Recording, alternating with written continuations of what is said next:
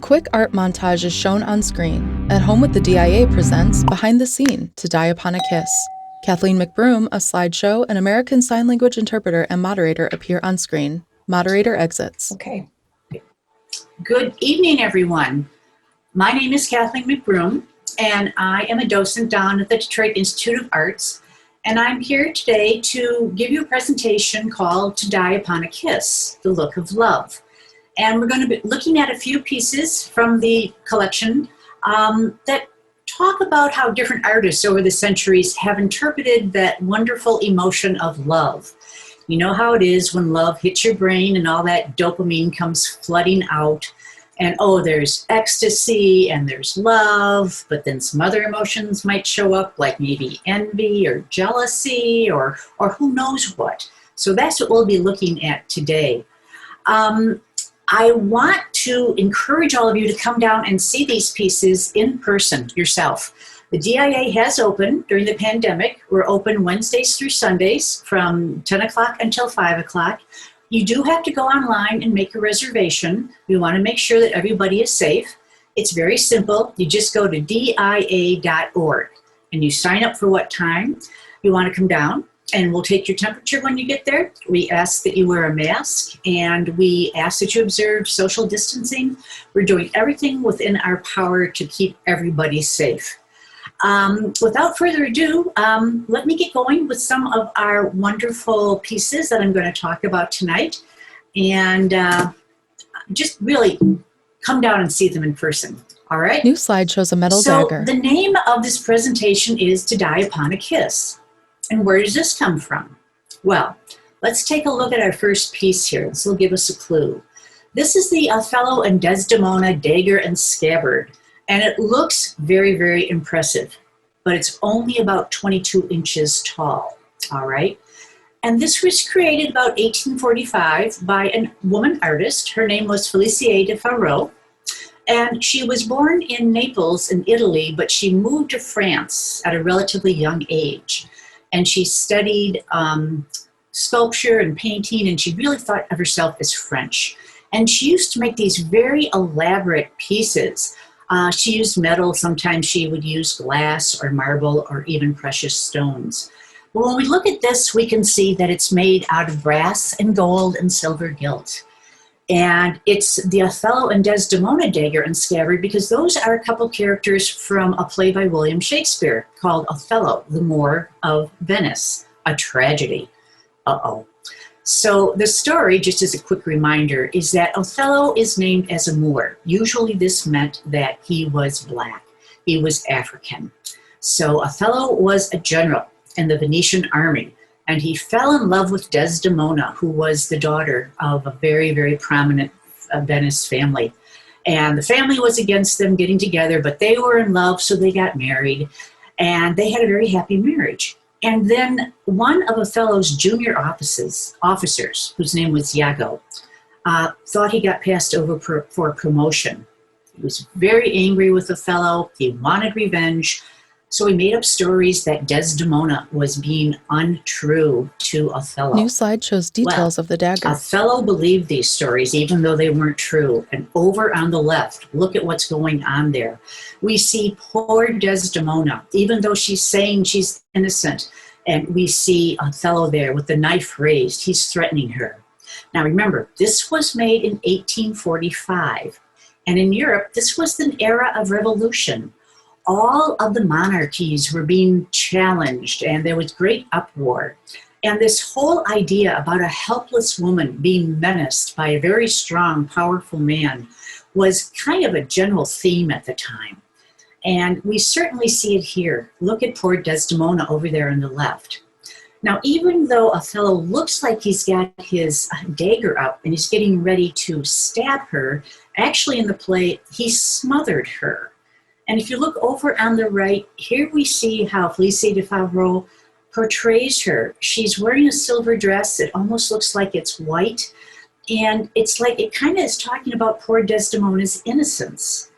As for Othello, well, you know, he was so overcome with grief after he killed her that he turned the dagger on himself and he died. And the final line of the play is, I kiss thee ere I kill thee. Now I go to die upon a kiss. New slide shows black and white And chandelier. here we see another piece of art. This is a sculpture. This is huge, okay? This is about 7 feet tall by 6 feet wide. And this is called To Die Upon a Kiss. And this was created by an African-American artist whose name was Fred Wilson in 2011. And Fred Wilson found himself a black man in Venice, feeling pretty much out of society, underrepresented, and he identified with Othello. So when he was commissioned by the Biennial of Venice to create some artwork, he chose to make this beautiful, stunning chandelier out of Venetian glass. And it was the first time that they had ever created black glass. And so this chandelier is called To Die Upon a Kiss. And it was made right after Fred Wilson lost his father. And so the black at the bottom kind of represents our lives here on Earth. As we move up into kind of the gray middle part, it's kind of like our passing. And then the white part, of course, is as we move up into heaven, into the sky. And just one last thing. Shakespeare wrote Othello in 1603. Policier de Ferrot made that beautiful Dagger in 1845. Fred Wilson created this in 2011. That's 400 years that this story of love and loss has captured the attention of artists and different public. New slide shows a dark painting. All right. Here we have another story of love gone wrong. And look what we have here. This is The Nightmare.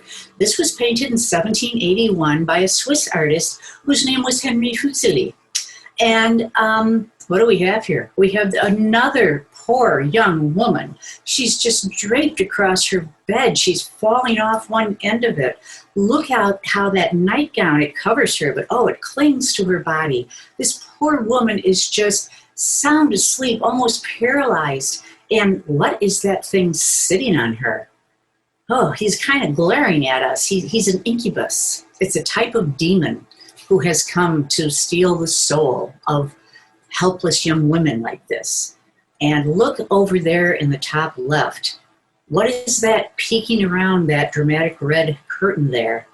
It's a horse with pure white eyes, looking pretty creepy. Dare I say, it's a nightmare? Yeah. So what is the story behind this? Why would Fuseli paint a picture like this? Well, if you were down at the DIA with me, we'd be up and we would be in the same gallery where the Dagger would be. And if nobody was around, and if somebody could take this painting down off the wall and turn it around on the backside, New slide shows a portrait of a woman. This is what we would see. This is the reverse of the painting. And what the story is that this young woman is a young woman. Her name was Anna Landolt, and she was from Zurich. And Fuseli fell in love with her. But her family absolutely said no. There was no way that they were going to allow a match between the artist and poor Anna. And so he painted this portrait of her. And look at the top. Look at how they cut the frame out to accommodate that pretty amazing hairdo of Anna. And here are the two pictures side by side. I'll leave it to you. Look at the woman on the bed and look at the portrait that he painted of Anna. Do you think it's the same person? An awful lot of people think that, yes, there's a very strong resemblance there. Another love affair going wrong. Slide changes to a new painting. So let's talk about something happy for love, okay? Let's take a look at this lovely picture. It's called Courtship. It's Dutch. It was painted about 1665 and it's generally attributed to an artist whose name was Caspar Nitscher. Now, this is a portrait that the Dutch society of the time would have just loved. The Dutch loved long lyrical poems talking about courtship, where a young man would be just infatuated with a woman who might be unattainable, and they would speak about the virtues of wonderful love. And so here we have this beautiful young woman. She's obviously pretty wealthy. I mean, look at the sumptuousness of her dress. She's sitting at a table. It looks like it's made out of marble. And she's sitting there and she's very gracefully arranging flowers in a vase, a very fitting pastime for a young woman. And then, separated by a solid wall, we have the suitor looking at her through the window, peering into the garden. And so he is gesturing. Look at his right hand. His right hand is pointing down to the table. And laying on the table, it's kind of upside down, there's a lute, which is a musical instrument, kind of like a guitar. And what he's basically saying is like, let's make beautiful music together. Look at the lute. That's sheet music next to it on the table. So he's talking about maybe becoming a duo, becoming a duet. She is arranging her flowers. And whenever you see cut flowers in a vase like this, whether it's a Dutch painting or anything else, usually cut flowers are a sign to remind us of the fragility of life and the fact that life is fleeting. It can be cut off at any minute, and so can love. So we're kind of getting mixed messages here. He's talking about, becoming together as one in music. She's arranging cut flowers. Now there's another character in the painting over there on the left, little boy. My guess is he might be her younger brother, who is there kind of as a chaperone. And if you can see what he's doing, he's blowing bubbles. There's like one perfect little bubble floating up there in the air between he and maybe his sister. Think about bubbles. They're beautiful, but boy, are they fragile. They pop too. And once they pop, they're gone. It's another warning that love may be romantic, but may be very fleeting. There's one last positive message in this picture, though. Look at that little dog down there. Dutch loved their dogs. They loved their pets. And dogs were always a sign of fidelity and loyalty and happy marriages. So we're getting some kind of mixed messages here, but overall, this is courtship. It's about beginning love and hopefully long-lasting love. New slide shows two figures, 100 to 400 BCE. Here's another happy couple, and these are the oldest figures I'm going to show you this evening. This man and woman, these are funeral statues, okay? They're really quite little. The man is about 14 inches tall, and the woman is about 11 inches tall. And they were found in a tomb in Mexico, along the western coast, between the ocean and the mountains, very near to where modern-day Acapulco is. And they would have been buried together with a husband and wife, and they're representing the Nayarit culture. Now, they did not call themselves Nayarit. We don't know what they did call themselves. We don't know what language they spoke. They didn't seem to have any kind of written language. And there were several cultures that flourished in this area between 2,000 and 3,000 years ago. So we don't know much about them, but we can tell a little bit. We can tell that they were buried together as a couple. We can tell by looking at them, you know how young people in the last few decades have kind of discovered body art and piercing and tattoos? Sorry guys, these people got there first. Look at their ears. Both the man and the woman, they've got multiple piercings. Look at all those rings on their ears. We don't know what their earrings were made of. Probably metal, maybe silver. There's a lot of it in that part of Mexico, but we don't know. Look at the man. His nose is pierced and it looks like he's got shell. Okay, and then look at the tattoos. Oh, they cover them from eyebrows as much as we can see all over their torsos. Now the man's holding something, kind of looks like a giant ear of corn. That's actually a musical instrument, and he would have scraped a stone or a shell up and down to kind of make percussion noise. The woman is holding a little infant in her arms. This means in the afterlife, the man wanted music. The woman wanted to have a family. So this is kind of a testament to how they wanted to spend their lives together in the afterlife with the family. Hopefully, happily ever after. New slide shows two white busts, 1868. Here we have another very happy couple.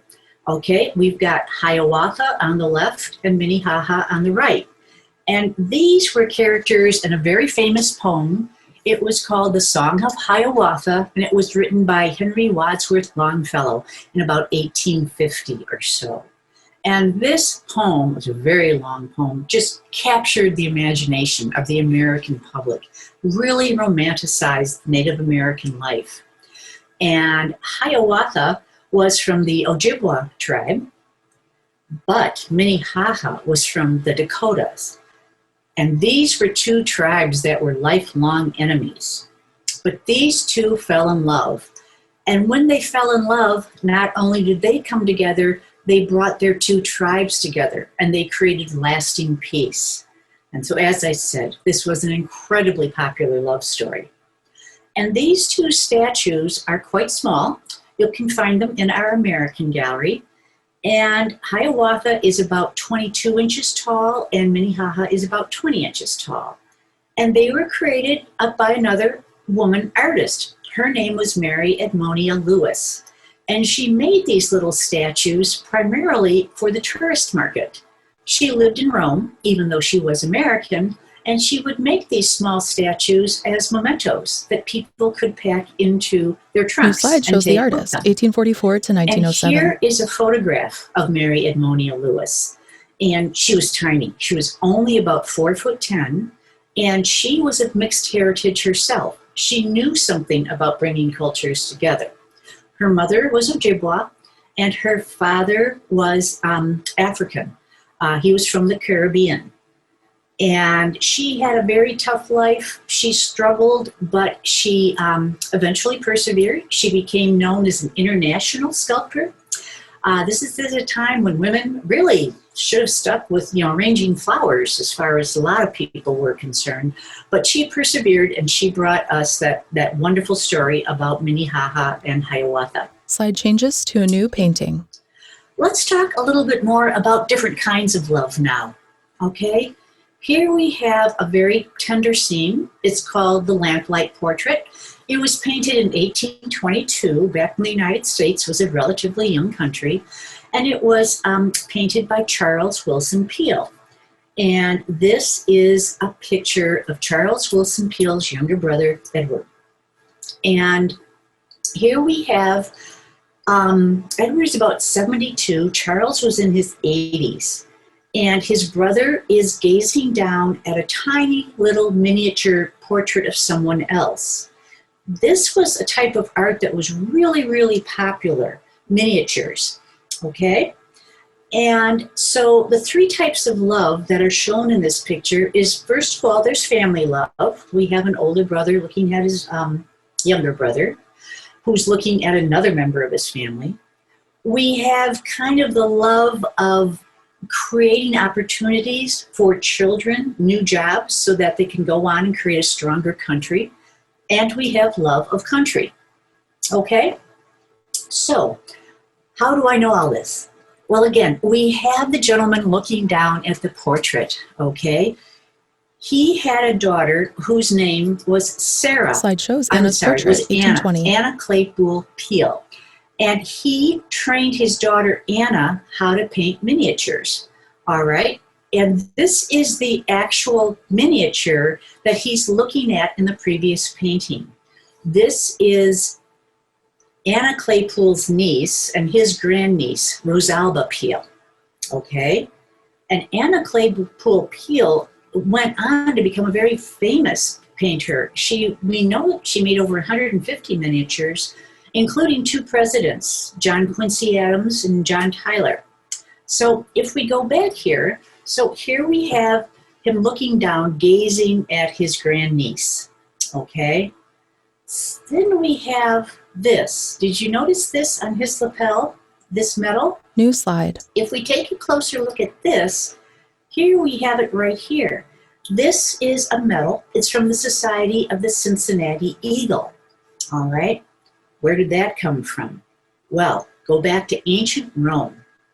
Cincinnatus was a Roman general who was incredibly successful.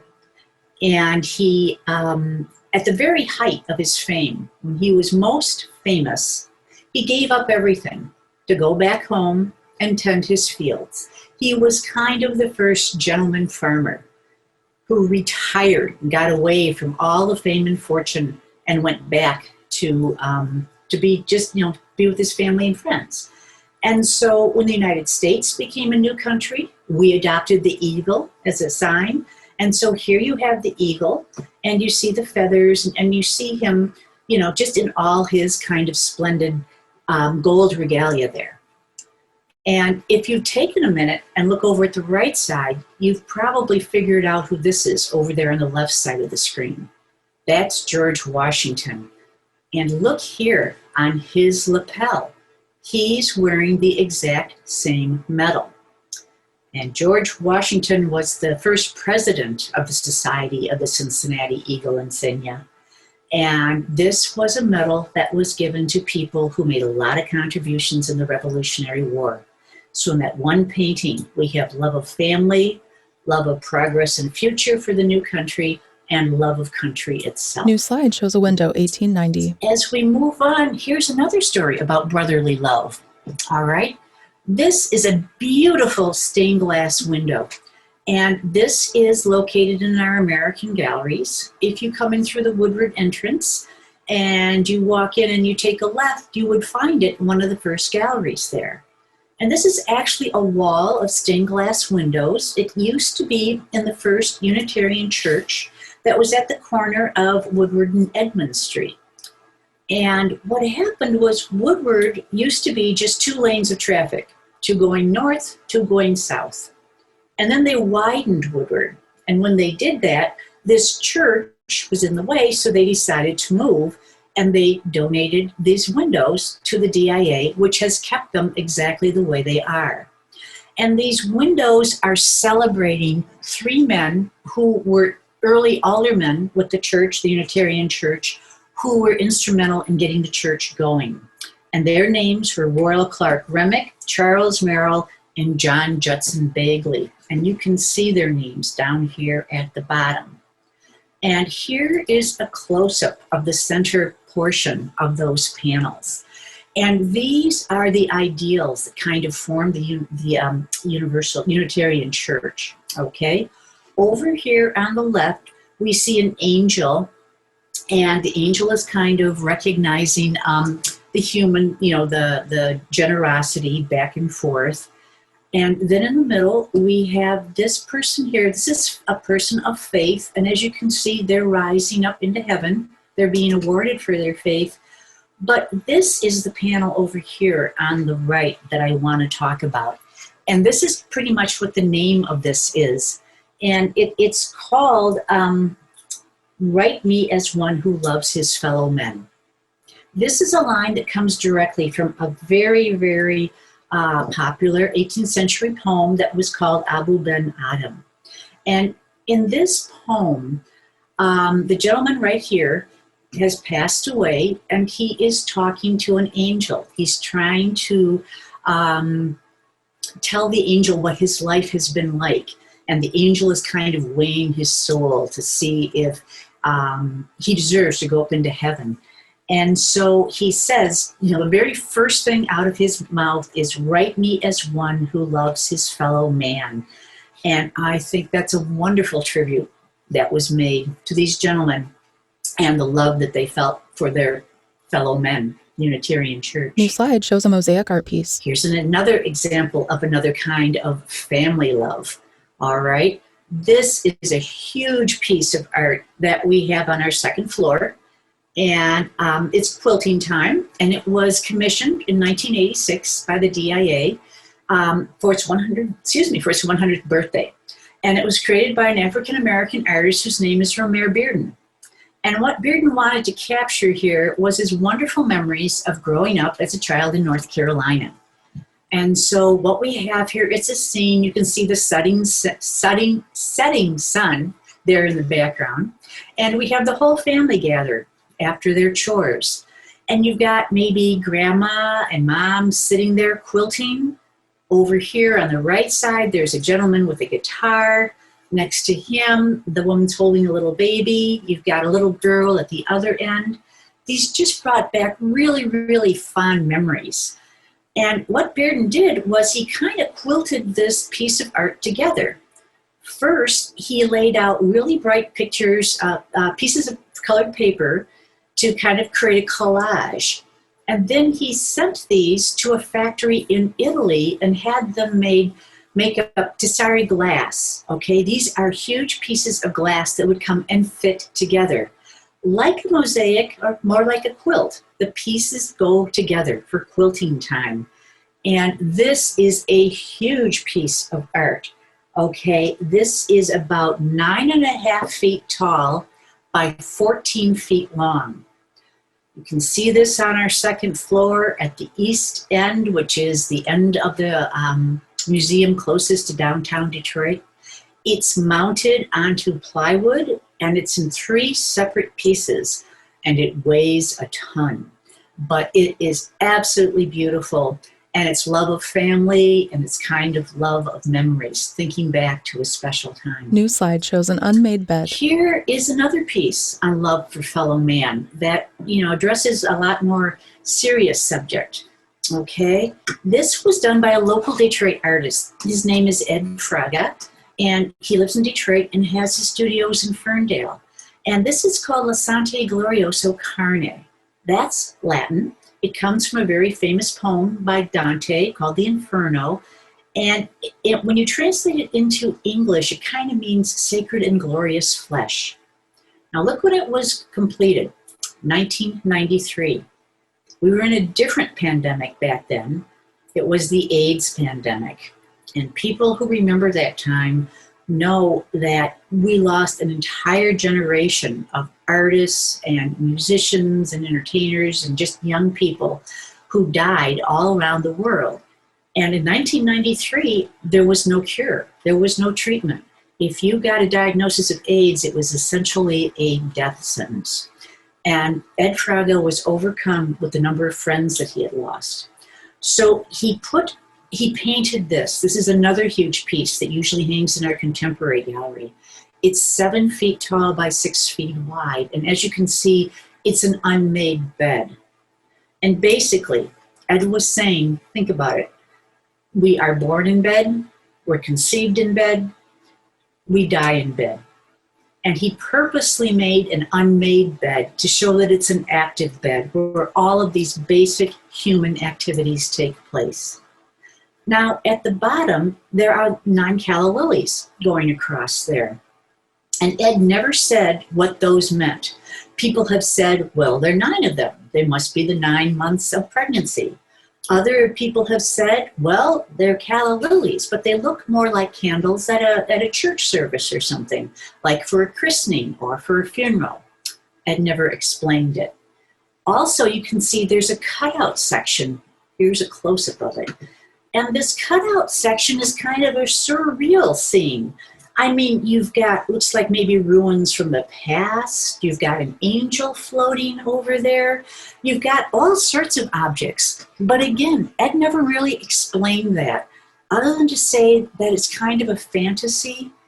It's kind of like what happens in bed when people dream, when you dream about maybe people who are going to come after you or before you.